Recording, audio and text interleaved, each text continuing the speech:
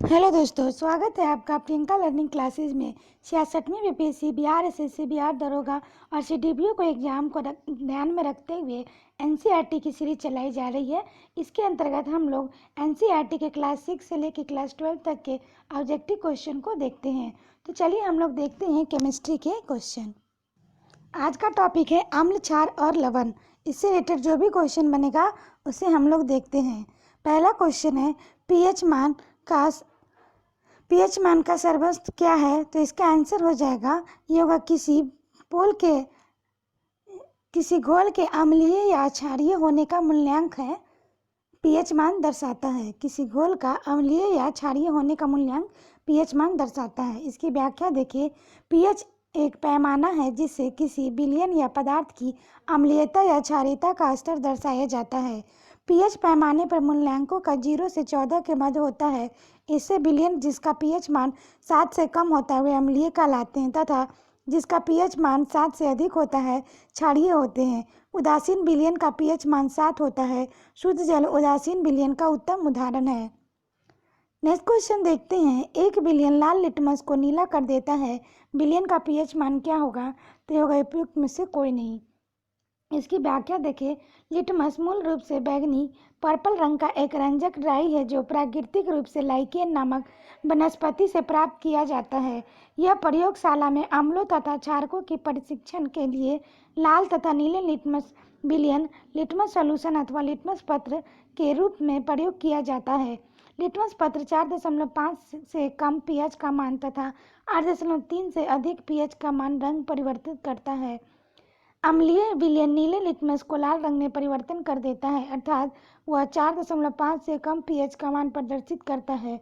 इसके विपरीत क्षारीय विलयन लाल लिटमस को नीले रंग में परिवर्तित कर देता है, अर्थात यह 8.3 से अधिक पीएच मान प्रदर्शित करता है। नेक्स्ट क्वेश्चन हम लोग देखते हैं, किस अम्लीय अम्ल में ऑक्सीजन नहीं पाई जाती है। तो इसका आंसर हो जाएगा सी, हाइड्रोक्लोरिक अम्ल। इसकी व्याख्या हम लोग देखें, नाइट्रिक अम्ल HNO3 हाइड्रोजन नाइट्रोजन और ऑक्सीजन, सल्फ्यूरिक अम्ल H2SO3 हाइड्रोजन सल्फर ऑक्सीजन है, हाइड्रोक्लोरिक अम्ल HCl हाइड्रोजन क्लोरीन है। उपयुक्त विवरण के अनुसार हाइड्रोक्लोरिक अम्ल में ऑक्सीजन नहीं पाया जाता है। नेक्स्ट क्वेश्चन देखते हैं, स्वर्णकारों द्वारा प्रयोग किया जाने वाला एक्वारेज या निम्नलिखित में से मिलकर बनाया जाता है। तो होगा नाइट्रिक अम्ल, हाइड्रोक्लोरिक अम्ल। इसकी व्याख्या है, अम्ल राज तथा एक्वारेज या नाइट्रिक अम्ल और हाइड्रोक्लोरिक अम्ल HCl का 1:3 के अनुपात में मिश्रण है। यह पीले नारंगी रंग का द्रव है जिसमें से धुआं निकलता रहता है। स्वर्णकारों द्वारा आभूषण निर्माण की प्रक्रिया में एक्वारेजिया का प्रयोग किया जाता है क्योंकि यह सोना, चांदी, प्लेटिनम जैसे नोबल धातुओं को भी गलाने की क्षमता रखता है।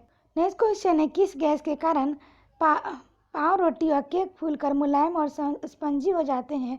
तो कार्बन डाइऑक्साइड। इसकी व्याख्या देखिए, पाव रोटी या केक अन्य ऐसे खाद्य पदार्थ को तैयार करने की प्रक्रिया में बेकिंग पाउडर, बेकिंग सोडा, टैटरिक अम्ल, कॉर्न स्टार का मिश्रण मिलाया जाता है। जब बेकिंग पाउडर को गर्म किया जाता है तो जल मिलाया जाता है। तो बेकिंग सोडा, सोडियम बाइकार्बोनेट एवं टैटरिक अम्ल की अभिक्रिया से कार्बन डाइऑक्साइड गैस उत्पन्न होती है, जिसके परिणाम स्वरूप पाव रोटी या केक फूलकर मुलायम व स्पंजी हो जाते हैं। नेक्स्ट क्वेश्चन है, एक अज्ञात गैस जल में शीघ्रता से घुल जाती है। गैस युक्त जलीय घोल में लाल लिटमस नीला हो जाता है। यह गैस हाइड्रोजन क्लोराइड के साथ सफ़ेद धूम फ्यूम भी उत्पन्न करती है। यह अज्ञात गैस कौन सा है। तो ये अमोनिया है। इसकी व्याख्या देखिए, अमोनिया NH3 एक तीक्ष्ण गंध वाली रंगहीन गैस है। अमोनिया के जलीय घोल को मिलकर अमोनिया कहा जाता है जो क्षारीय प्रकृति का होता है, इसलिए लाल लिटमस नीला हो जाता है। अमोनिया हाइड्रोजन क्लोराइड के साथ अभिक्रिया करके सफ़ेद ध्रुव के रूप में अमोनियम क्लोराइड NH4Cl गैस उत्पन्न करती है, जो ठंडी होने पर अमोनियम क्लोराइड की क्रिस्टल ठोस रवेदार संरचना में बदल जाती है। नेक्स्ट क्वेश्चन देखते हैं, जल में कार्बन डाइऑक्साइड प्रवाहित करने में पर बना सोडा वाटर तो जगह अम्लीय प्रकृति का है। इसकी व्याख्या है, सोडा वाटर को carbonate water, sparkling water, Fiji water, Babli water आदि अनेक नाम से जाना जाता है। ध्यान रखेंगे, यहाँ से क्वेश्चन बन सकता है। यह जल से उच्च दबाव में कार्बन डाइऑक्साइड प्रभावित करके बनाया जाता है। सोडा वाटर का पीएच मान सामान्यतः 3 से 4 के मध्य होता है, इसलिए यह अम्लीय प्रकृति का होता है। नेक्स्ट हम लोग देखते हैं निम्नलिखित में से कौन सा एक लवण सागरों को सर्वाधिक पाया जाता है, तो सोडियम क्लोराइड। इसकी व्याख्या है समुद्री जल 96.5% लवणों 2.5 तथा अन्य अनेक पदार्थों का जटिल मिश्रण होता है। 1 लीटर समुद्री जल में लगभग 35 ग्राम लवण पाए जाते हैं, जिसमें सर्वाधिक मात्रा सोडियम क्लोराइड NaCl की होती है। सोडियम क्लोराइड का प्रयोग खाने वाले नमक के रूप में किया जाता है, जिसका बृहद स्तर पर उत्पादन समुद्री जल के वाष्पीकरण के द्वारा किया जाता है। नेक्स्ट हम लोग देखते हैं कौन सा तत्व सभी अम्लों को निश्चित रूप से उपस्थित करता है, तो इसका आंसर हो जाएगा हाइड्रोजन।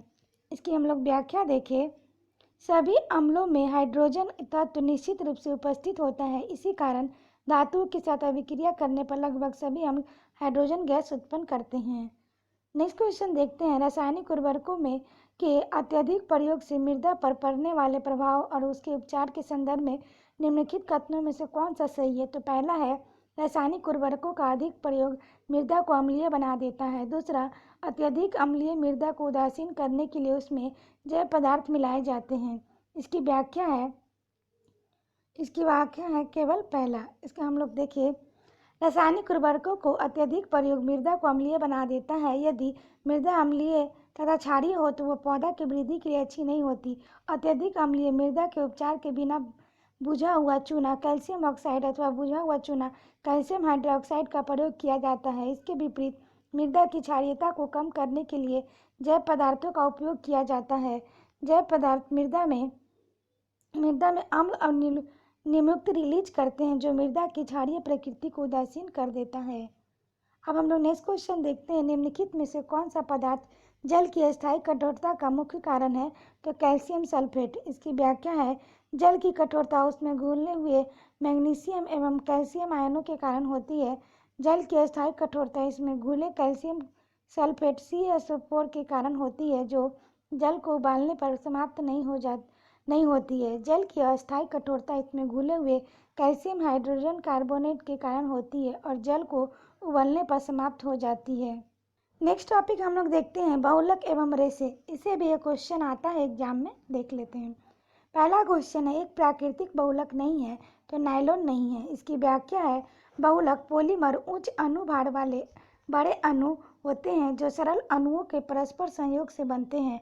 सरल अणुओं के संयोजन की यह प्रक्रिया बहुलीकरण कहलाती है। ऊन, रेशम, चमड़ा, प्राकृतिक रबर, सेलुलोज आदि प्राकृतिक रूप में पाए जाने वाले बहुलक है।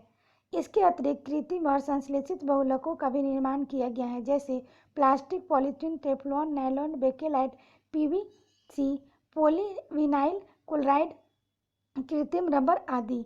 नेक्स्ट हम लोग देखते हैं बहुलक को जो विशेषतः बर्तनों पर न चिपकने वाली सतह के रूप में प्रयुक्त होता है, तो ये होता है टेफ्लॉन। इसकी व्याख्या है पॉलीटेट्राफ्लोराइड एथिलीन PTFE को समानांतर टेफ्लॉन नाम से जाना जाता है, जो एक संश्लेषित बहुलक है। यह अत्यंत कठोर, चिकना एवं गैर प्रतिक्रियाशील पदार्थ है, जिस पर ऊष्मा, अम्ल और तथा क्षार आदि का प्रभाव नहीं पड़ता है। इसलिए इसके विभिन्न उपयोग किए जाते हैं। न चिपकने वाले बर्तन नॉन स्टिक बनाने में, अत्यधिक अभिक्रियाशील रिएक्टिव तथा संक्षारण रसायनों क्रोसेसिव केमिकल्स के कंटेनर बनाने में, स्नेहक लुब्रिकेंट्स के रूप में आदि। नेक्स्ट हम लोग देखते हैं बुलेट प्रूफ कांच बनाने के लिए कौन सा बहुलक प्राप्त होता है, तो इसका आंसर हम लोग देखें तो हो जाएगा पॉलीकार्बोनेट्स। की व्याख्या देखिए, पॉलीकार्बोनेट्स थर्मोप्लास्टिक पॉलीमर का एक समूह है। यह एक कठोर व पारदर्शी प्लास्टिक है जो बिफेनॉल ए, BPA तथा फॉजियल अभिक्रिया को से प्राप्त किया जाता है। बुलेट प्रूफ कांच के निर्माण में पॉलीकार्बोनेट, थर्मोप्लास्टिक या लैमिनेटेड कांच की परतों का उपयोग किया जाता है। नेक्स्ट हम लोग अब देखते हैं एक प्राकृतिक बहुलक है, तो ये हो जाएगा सेल्यूलोज। इसकी व्याख्या है सेल्यूलोज लकड़ी, रेशम, त्वचा, रबर आदि प्राकृतिक बहुलक है, जबकि बेकेलाइट, PVC, पॉलीविनाइल क्लोराइड तथा नायलॉन कृत्रिम बहुलक है। नेक्स्ट क्वेश्चन हम लोग देखते हैं PVC किसके बहुलीकरण द्वारा प्राप्त किया जाता है, तो विनाइल क्लोराइड। इसकी व्याख्या है पीवीसी एक कृत्रिम बहुलक है जो विनाइल क्लोराइड C2H3Cl के बहुलक के बहुलीकरण के द्वारा प्राप्त किया जाता है। यह विद्युत का कुचालक, जल प्रतिरोध, वाटर रेजिस्टेंस तथा अत्यंत शक्तिशाली बहुलक है। इसका उपयोग पाइप, विद्युत केबल, जलरोधी, वाटरप्रूफ वस्तुएं, खिलौने आदि के निर्माण से किया जाता है। नेक्स्ट क्वेश्चन है, कौन सा बहुलक बुलेट प्रूफ जैकेट बनाने में उपयोग किया जाता है? तो पॉलीएमाइड किया जाता है। इसकी व्याख्या है, बुलेट प्रूफ जैकेट के निर्माण में पॉलीएमाइड, पॉलीपैराफेनिलीन, टेरेफ्लेमाइड नामक बहुलक का प्रयोग किया जाता है। यह एक सिंथेटिक फाइबर है। इसका सामान्य नाम केवलार है। बुलेट प्रूफ खिड़की बनाने के लिए पॉलीकार्बोनेट का प्रयोग किया जाता है। नेक्स्ट क्वेश्चन देखते हैं, किसका उपयोग पॉलीथीन के संश्लेषण में किया जाता है? तो इथिलीन। इसकी व्याख्या है, पॉलीथीन एथिलीन के बहुलीकरण द्वारा बनाई जाती है। पॉलीथीन विद्युत का कुचालक, नम व जल प्रतिरोधी होती है। इसका उपयोग पैकिंग सामग्री, ट्यूब, शीशिया, तारों के आवरण आदि के निर्माण में किया जाता है। आशा करते हैं आपको ये वीडियो पसंद आया होगा और रिवीजन के लिए वीडियो को 1-2 बार अच्छे से सुन लें ताकि अच्छे से रिवीजन हो जाए। तो आज के लिए इतना ही दोस्तों, फिर मिलते हैं नेक्स्ट वीडियो में। Thank you.